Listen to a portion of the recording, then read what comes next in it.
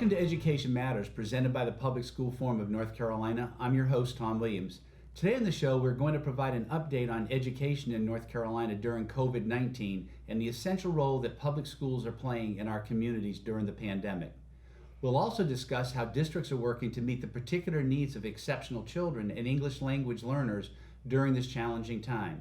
Here to share their insights are three K-12 public school leaders who are joining us virtually from both the mountains and the coast. I'd like to welcome to the show Dr. Scott Elliott, Superintendent of the Watauga County Schools in Boone, North Carolina, and we're delighted to have you here this morning. Hi, Tom. Thanks for having me. Do you mind starting with just kind of saying this crisis is unprecedented, and how has the last 4 weeks played out in your district, and how you and your district leadership team have kind of responded to it? Yes, and it certainly has been. It's just unlike anything that we as school leaders have ever seen before. Those of us who've been in this for a couple or few decades now remember 9/11 or H1N1 or innumerable hurricanes and snowstorms, but nothing at all like this. And so while we could not have seen a global pandemic coming, many school systems across the state and here in Watauga County began planning for this in January. Certainly, we did not know how it would escalate or when the governor might close schools, but in the week or two before the governor closed our schools, we began to plan more quickly and more seriously. Here in Watauga County, we've been able to react very quickly and mobilize around three priorities. The first of those is maintaining the health and safety of our employees and keeping as many of our employees in pay status and with their benefits as possible. We know that school systems across the state are often the largest or one of the largest employers in their communities. We're the third largest employer here in Watauga County with around 700 employees. So we've worked really hard to keep everyone employed, even if that means being creative about some of the work that people are doing. Our second priority has been our remote learning. So we met as a district leadership team the weekend, right after the weekend when Governor Cooper made his announcement to close schools. We met for several hours on that Sunday, and within 3 days, we had learning packets ready to go and several thousand Chromebooks out in the hands of students, and we were able to begin our remote learning right away. And third, and the thing that has really consumed a lot of our resources and time and energy has been feeding our children and our student nutrition program, which has been so incredibly important. So our district leaders have worked really hard around those three priorities, and we've had a few bumps in the road as we've gone, but it's been pretty smooth. Very good. Well, certainly those are key priority areas for you. How about, have there already been some learnings that have taken place in terms of what you see now really the role of the public schools are in your community? Absolutely.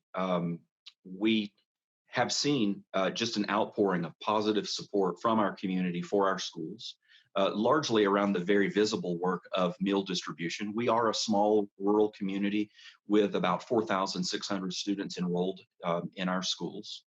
On average, we've been distributing about 4,200 meals a day.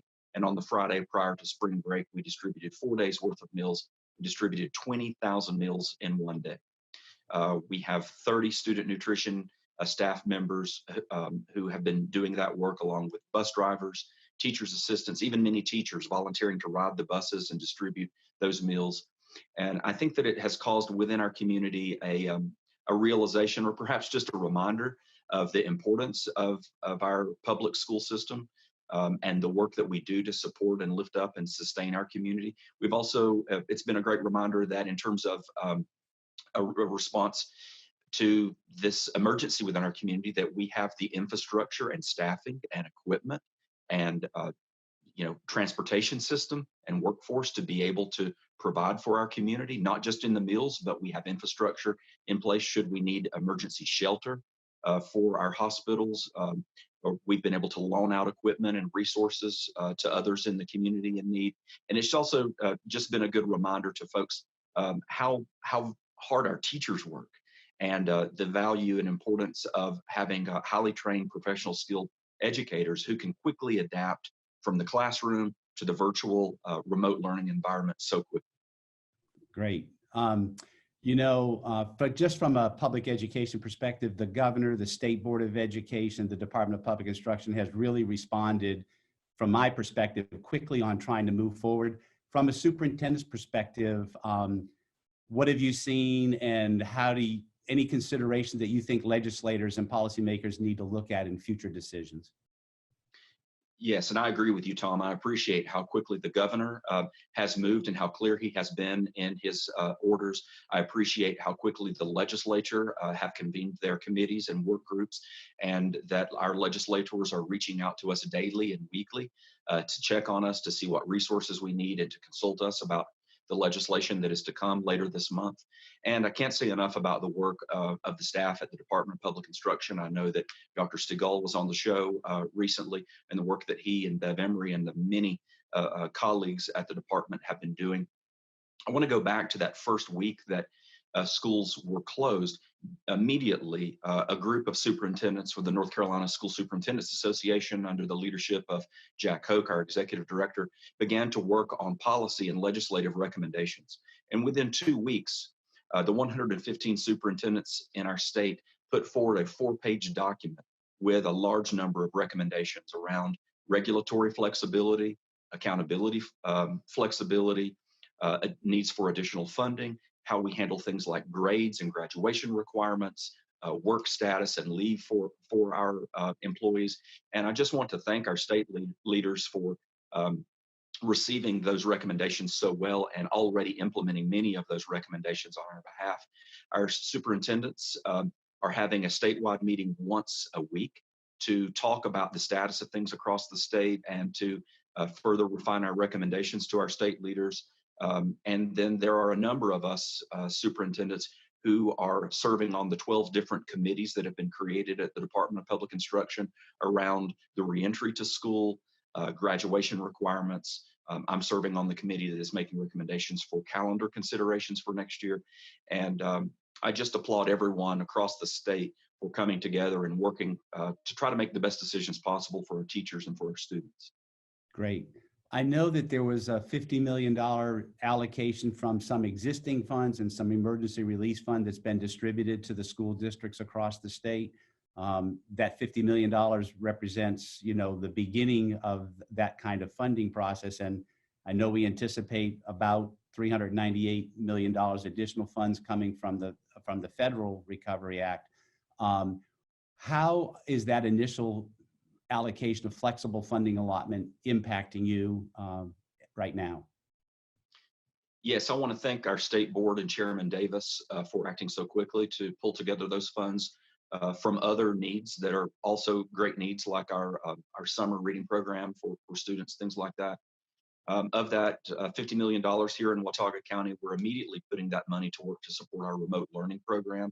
We have significant expenses that we have incurred with our Chromebook distribution, the Wi-Fi hotspots that we have distributed to students who don't have broadband internet access in their homes, to the Wi-Fi hotspots that we put on school buses to put out throughout the community, the additional copying expenses for our teachers to be able to create those learning packets, which they did in 2 days after the governor made his announcement, so that our students could continue to learn from home. But we also know across the state and here in Watauga County, we are incurring a significant expense in our student nutrition program. Okay. We appreciate that we're working under the higher reimbursement rate of the summer feeding program, but nonetheless, here in our little county, we've made and distributed over 82,000 meals in 2.5 weeks, and we know that that there's going to be some significant expense there. Okay. We're also going to use that money and are hopeful for some of those additional funds for some additional pay for our frontline employees who are risking their own health to continue to feed our children and provide for the transportation and the IT needs to keep all of this moving. We've got like a half a minute left in our segment. So any silver linings to this, Dr. Elliott? Yeah, we have to keep our heads up and look for the optimistic silver linings. This is a terrible time, and our hearts go out to all of those who've been affected. But there will be some very positive changes that come from this, from realizing the need to improve food security for our students, broadband access for our children, and that we can do so much more with our technology. And of course, a reminder that we all need each other. Well, I want to thank you so much for being with us here today and for sharing insights from Watauga County, as well as from a statewide perspective of your colleagues across the state. After the break, we'll discuss educating during the coronavirus from the other side of the state with Dr. LaChawn Smith, Deputy Superintendent in Hanover County Schools, and one of her principals, Dr. Maria Madison from the College Park Elementary School. Education Matters is brought to you each week in part by Town Bank, serving others, enriching lives.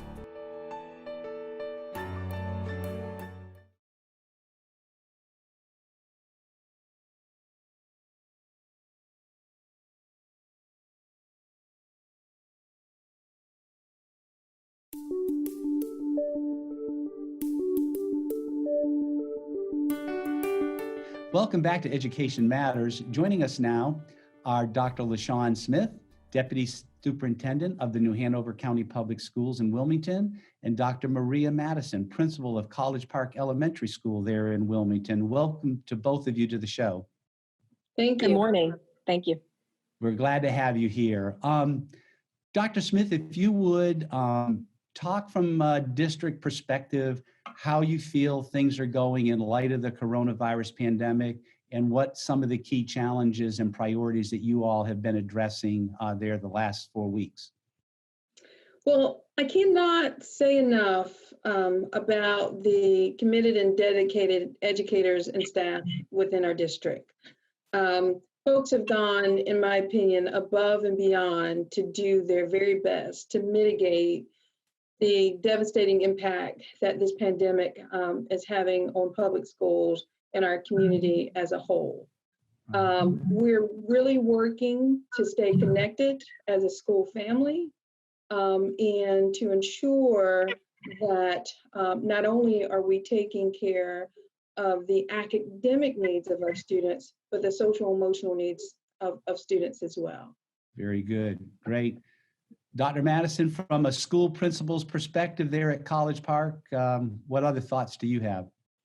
Well, hey, we understand what the meaning of teamwork is. This is now truly putting everything in perspective. We've increased our patience, collegiality, and collaborative teaching skills. And most importantly, we found out who is really tech savvy at College Park.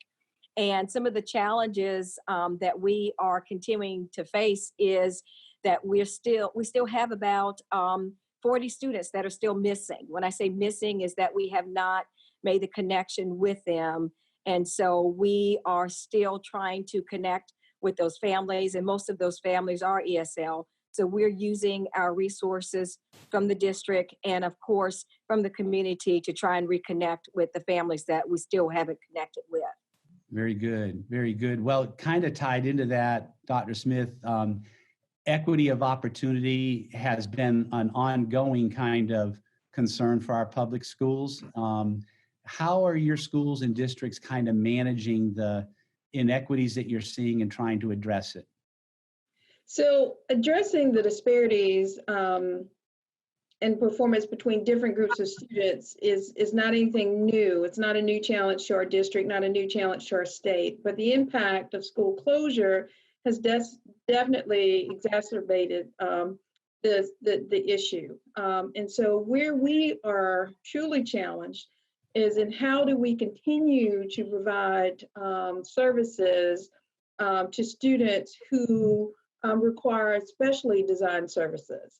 For those students who require interventions or intervening services, or even extended learning opportunities. So we're navigating that landscape, as Dr. Madison mentioned. You know, we're becoming very tech savvy in determining who our go-to technology people are within the district.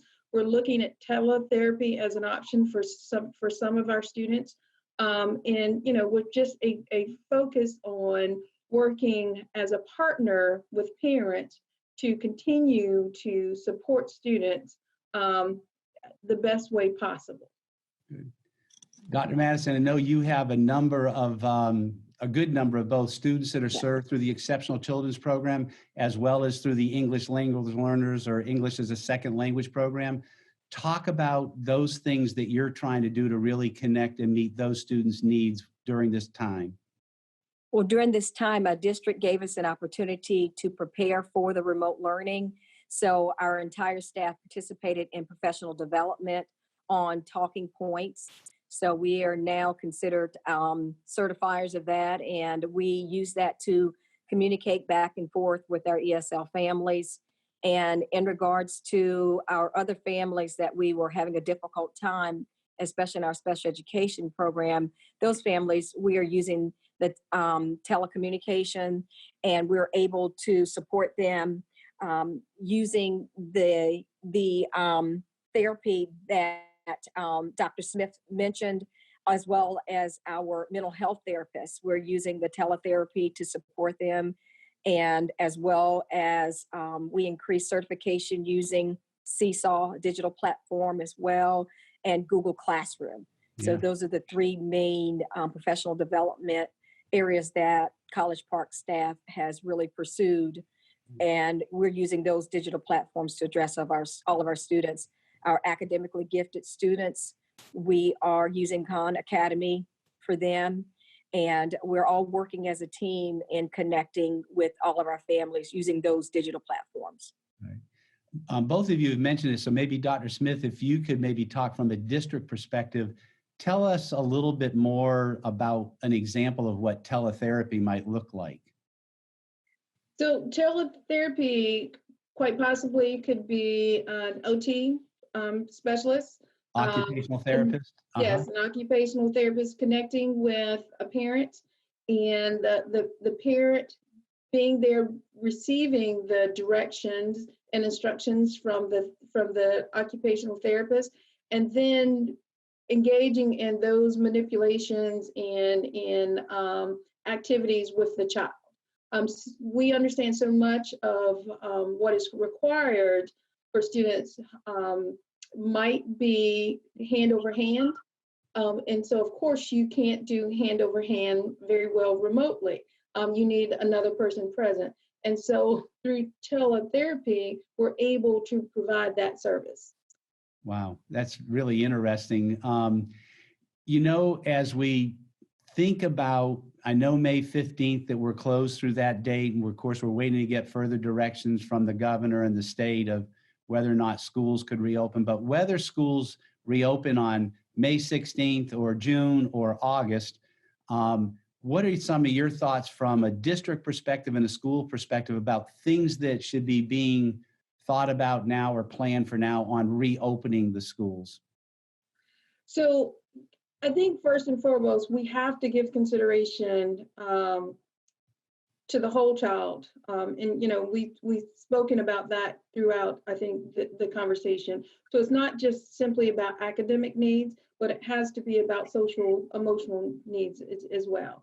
And then we have to give consideration to the family of the learners that we serve. We know that our folks are positioned very differently in terms of their resilience. So we're going to have families who, if we were to open up May 18th, they would be ready. But as Dr. Madison shared, she has families for which she's not even been able to connect at this point. And so I would say to you, it's going to be really a challenge for us to have the same expectation for those families. So understanding that the resiliency levels within our families are different. I think it's going to be critical for once we know when reentry will occur, for us to begin to look at multiple paths for folks depending on where they are. I know that we're going to have to take long and hard looks at our standards, and we're going to have to be willing and flexible as we have been through this remote learning process to look at how we can transform instruction to meet children where they are, and then accelerate that learning so that children are not disadvantaged as a result of this pandemic. We have about 30 seconds left, Dr. Madison. So I'm going to give you a chance to give any kind of shout out to the wise owls out there from College Park. What Your students are looking at you right now. What do you want to say to them and their parents? I want to say to everyone, outstanding wise leaders, continue to be safe. We miss you, and I can't wait to see you in the sunshine again at College Park. It's been great having both of you on. Thank you to coming to us from New Hanover County Schools today. And to you and your students, parents, and staff and community, please stay healthy and stay safe, okay? Okay, we will. Take care. After the break, this week's final word.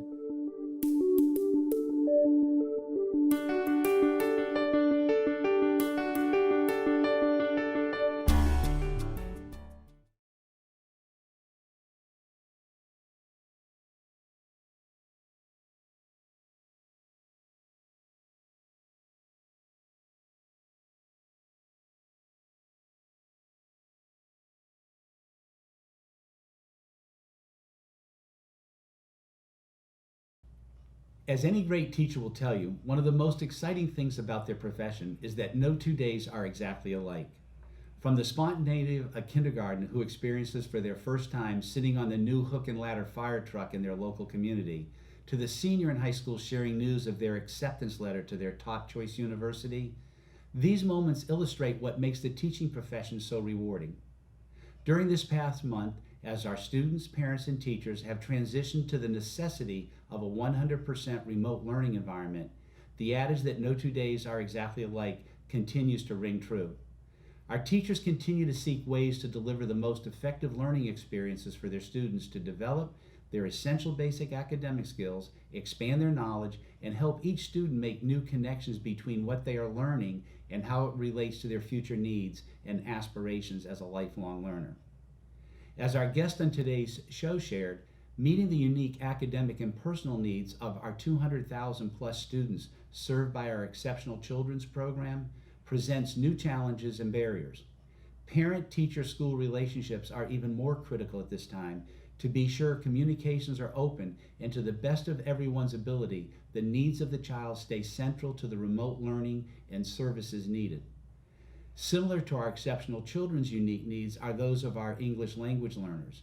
Extra time and additional resources are required of our new remote learning setting to assure these students and their parents receive the support they need to minimize each child's academic loss between now and when schools are reopened. Even in the most ideal of conditions, meeting the diverse needs of these two important groups of our students is challenging. When compounded by the range of home circumstances, access to the internet and devices, and language barriers, our teachers need and deserve our full support in helping them to stay connected and engaged with their students and parents. While we all recognize the daunting task ahead of our state leaders during this time, and as they begin preparing for our recovery from COVID-19, they must be sure that meeting their constitutional requirement for all students to receive a sound basic education moves to the top of the list. Their plan should be reflected in their approach to new or revised state policies, as well as in their funding priorities of both current and new federal or state funding. North Carolina has a rich history of pulling together in times of a state crisis, and I remain confident that North Carolina will come out on the other side of this pandemic more committed to meeting the needs of our 1.5 million students, their parents, and our teachers and staffs. That's it for this week's show. Thanks for watching, and we'll see you next week.